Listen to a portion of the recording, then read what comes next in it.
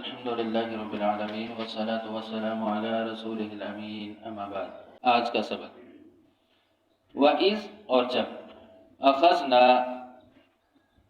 اخذنا ہم نے لیا میثاقکم پختہ عہد تم سے، وَإِذْ أَخَذْنَا مِيثَاقَكُمْ اور جب ہم نے تم سے پختہ عہد لیا، وَرَفَعْنَا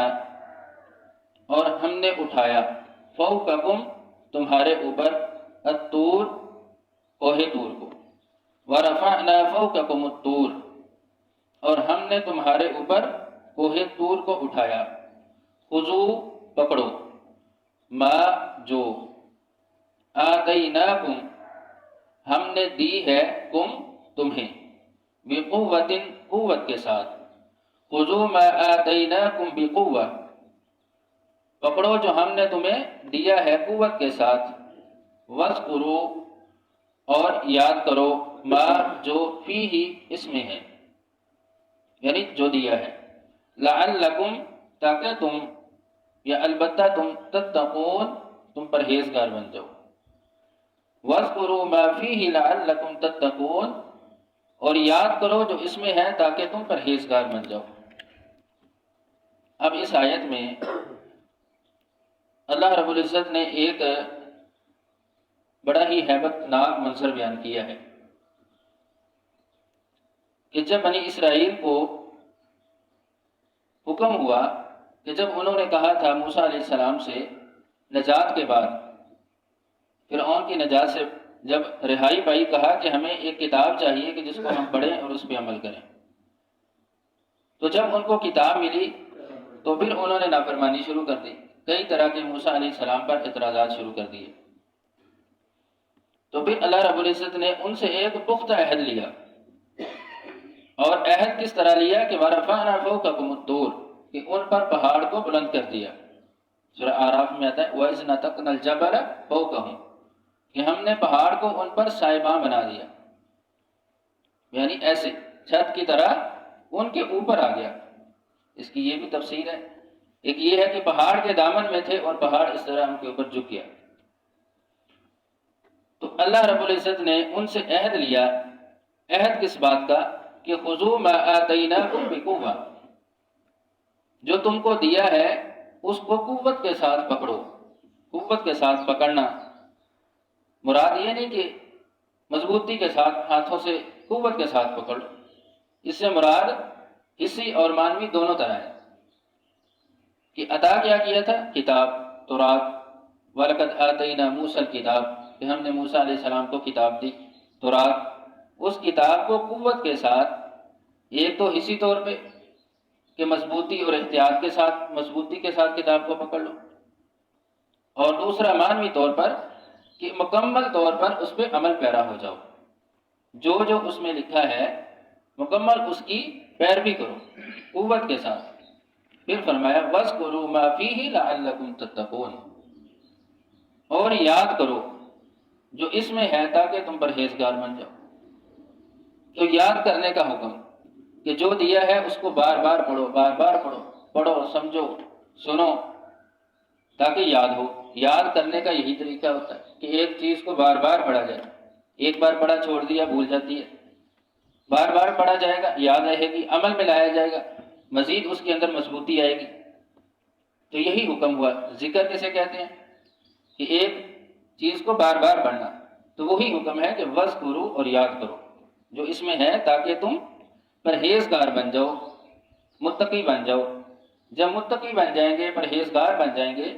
تو ظاہری بات ہے کہ اللہ سے ڈرنے والے ہوں گے۔ جب اللہ سے ڈرنے والے ہوں گے تو تتقون تم بچ جاؤ گے اللہ کے عذاب سے، اللہ کی پکڑ سے۔ تو اب اس آیت میں کچھ چیزیں ہمیں سمجھ آئیں، کیونکہ بظاہر یہ خطاب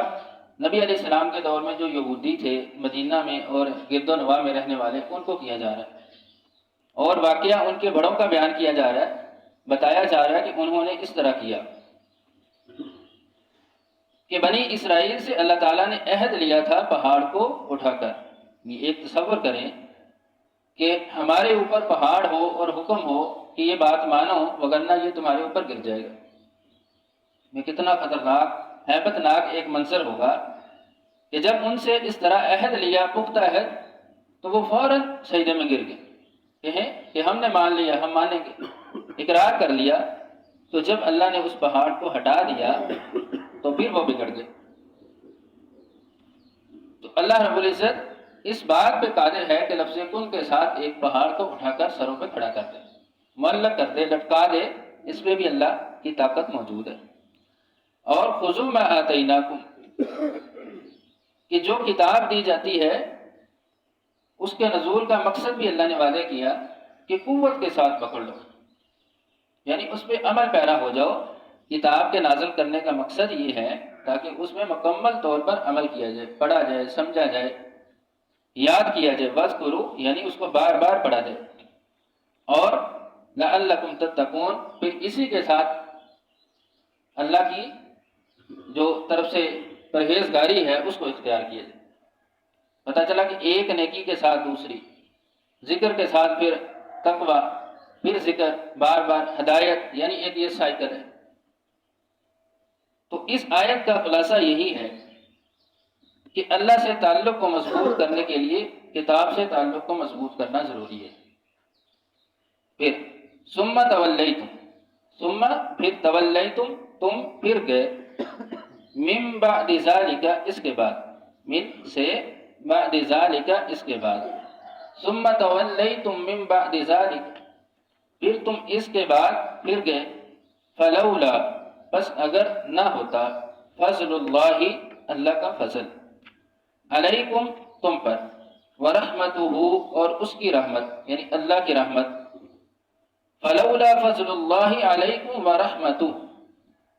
اور اگر اس کا یعنی اللہ کا فضل اور رحمت تم پر نہ ہوتی، لکنتم، البتہ تم ہوتے، من الخاسرین، نقصان اٹھانے والوں میں سے، لکنتم من الخاسرین، البتہ تم نقصان اٹھانے والوں میں سے ہوتے۔ تو ثم تولیتم من بعد ذالک، جب یہ پہاڑ کو اٹھا دیا گیا، پیچھے کر دیا گیا، تو انہوں نے منہ پھیر لیا۔ تو پتہ چلا کہ انسان کی نیچر میں بھول ہے، وہ بھول جاتا ہے، اور یہ ہے کہ وہ پھر جاتا ہے جو اس نے عہد کیا ہے، تو فوراً وہ پھر گئے۔ تو فلولا فضل اللہ علیکم ورحمتہ لکنتم من الخاسرین، پھر اللہ نے ان کی فوری پکڑ نہیں کی، بلکہ اللہ کی رحمت اور فضل ہوا کیا کہ اللہ نے مہلت دی۔ تو مہلت کا مل جانا بندے کے گناہ پر، اس کے منہ پھیر لینے پر، تو یہ بھی اللہ کا فضل ہوتا ہے۔ تو اس پہ بھی شکر ادا کرنا چاہیے کہ اللہ تعالیٰ نے فوری پکڑ نہیں کی۔ تو اگر ان کو نہیں پکڑا تو ظاہری بات ہے کہ کچھ ہوں گے کہ جنہوں نے توبہ کی ہوگی اور وہ اس گھاٹے سے، نقصان سے بچ گئے کہ اللہ فوراً ان کی پکڑ کرتا اور سارے کے سارے تباہ و برباد ہو جاتے، اللہ کے عذاب کا نشانہ بن جاتے۔ تو فلولا فضل اللہ علیکم ورحمتہ سے کہ اللہ کا فضل اور رحمت یہی ہے کہ مہلت کا مل جانا، اور دوسرے طریقے سے اللہ کی رحمت کا حاصل ہو جانا کہ نیکی پر بندے کو لگا دینا۔ یہاں پہ ہم بیٹھے ہیں تو یہ بھی اللہ کی رحمت ہے، اللہ کا فضل ہے کہ اللہ نے یہ توفیق دی ہے کہ ہم قرآن کو سمجھنے کے لیے یہاں پہ بیٹھے ہیں۔ تو اگر گناہ پہ مہلت مل جائے اور نیکی کی توفیق حاصل ہو جائے تو یہ بھی اللہ کی طرف سے رحمت ہوتی ہے، تو اس پہ بھی شکر ادا کرنا چاہیے۔ وآخر دعوانا ان الحمد للہ رب العالمین۔